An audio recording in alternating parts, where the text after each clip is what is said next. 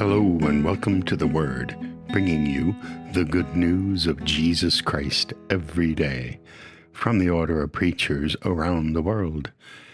Today is the feast of St. Albert the Great, and from the United States, we hear from Sister Mary Ann Lucy of the Sinsinawa Dominican Sisters.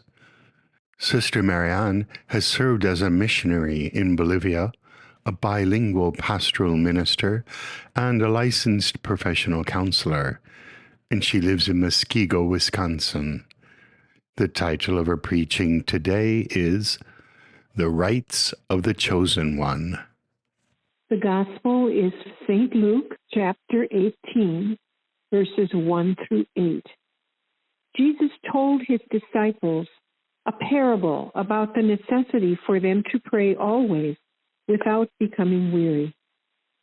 He said, "There was a judge in a certain town who neither feared God nor respected any human being.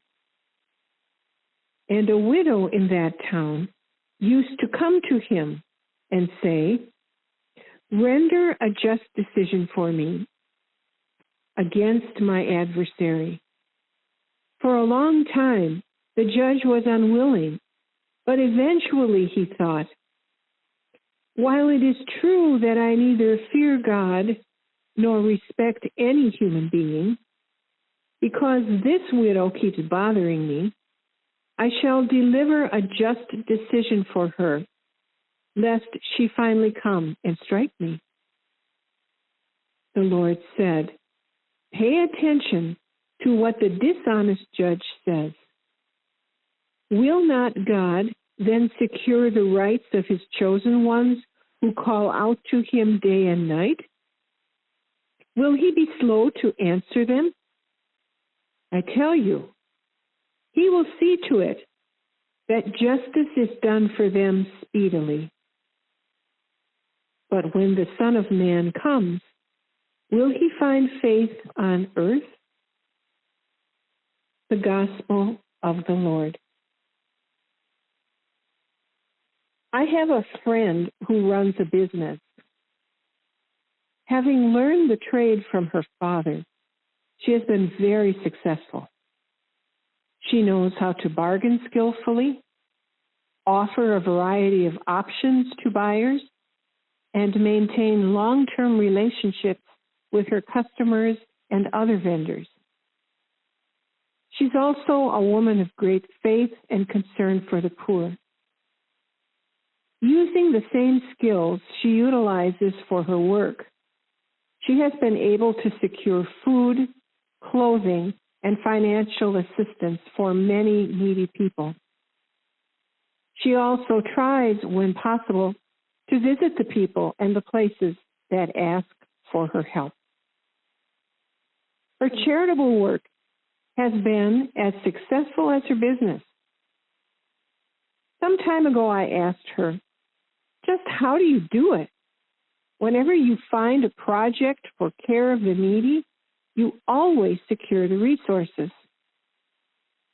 She replied, "When I find people and situations that need help, I go to church and I sit before the tabernacle. I return as many times as I need until I receive guidance from God on what I should do or how I should do it."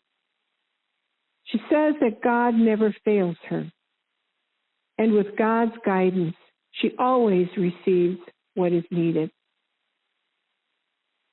Her story reminded me of today's gospel, the poor widow who engages the unjust judge, demanding a decision for her against her adversary. The rest of the parable is familiar. She bothers this judge until, out of desperation, he grants her request. In this story, he's not moved by her need or her suffering. He just wants her off his back.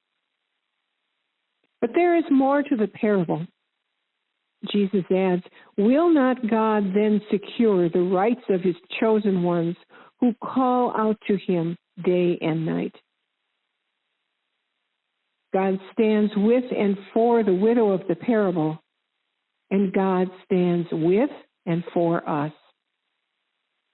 Prayer for the needs of our world today requires a great deal of us.